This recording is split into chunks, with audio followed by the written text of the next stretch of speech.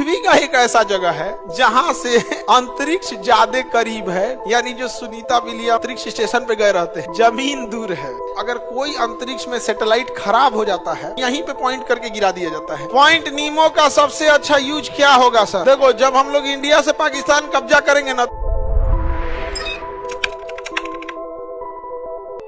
प्रशांत महासागर में एक जगह है पॉइंट नीमो। क्या है? पॉइंट नीमो। पॉइंट नीमो। यहाँ से कोई भी जमीन जो है, सबसे करीब का भी जो जगह है वो 600 किलोमीटर। यहाँ से कोई भी जमीन है जो सबसे करीब जमीन है वो कितना है? 600। मतलब अगर आपको पॉइंट नीमो पे फेंक दिया जाएगा ना, तो आपको जमीन पर आने के लिए कितना चलना पड़ेगा? यहाँ से सबसे करीबी जगह कितना किलोमीटर है? इसलिए यहाँ से केवल ऊपर अगर जाइएगा ना तो 400 किलोमीटर पे अंतरिक्ष आ जाता है। तो ये पृथ्वी का एक ऐसा जगह है जहां से अंतरिक्ष ज्यादा करीब है, जमीन दूर है। पॉइंट नीमो का सबसे करीबी जमीन कितना किलोमीटर, और ऊपर में 400 किलोमीटर पे क्या आ जाता है? अंतरिक्ष। यानी जो सुनीता विलियम और ये जो अंतरिक्ष स्टेशन पे गए रहते हैं, वो जगह इन लोगों से सबसे करीब है, क्योंकि वो 400 किलोमीटर की ऊंचाई पे उड़ रहा है और जमीन कितने दूर पे है? 600। इसलिए अगर कोई अंतरिक्ष में सैटेलाइट खराब हो जाता है तो उसे अगर पृथ्वी पे गिराना होता है तो उसका पाथ चेंज कर दिया जाता है। अगर आप उसे पैराबोला में ना चल के हाइपरबोला में चलाएंगे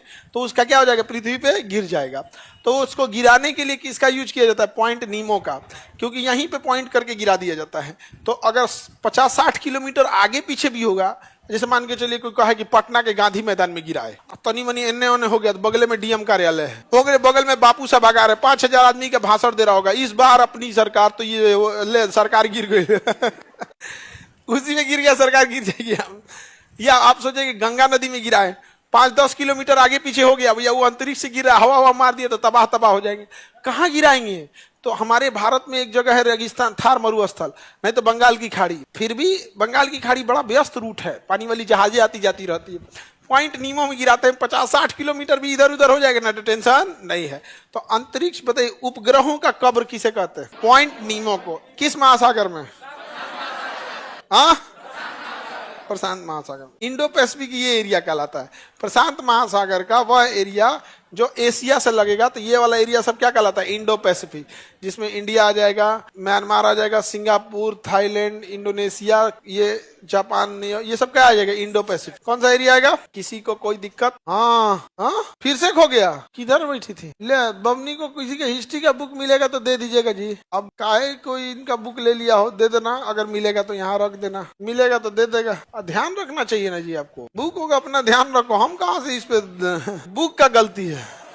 आगे बढ़ते हैं। पॉइंट नीमो का सबसे अच्छा यूज क्या होगा सर? देखो, जब हम लोग इंडिया से पाकिस्तान कब्जा करेंगे ना, तो यहाँ के लोगों को ले आके कहाँ फेंक देना चाहिए? कहाँ फेंक देना चाहिए?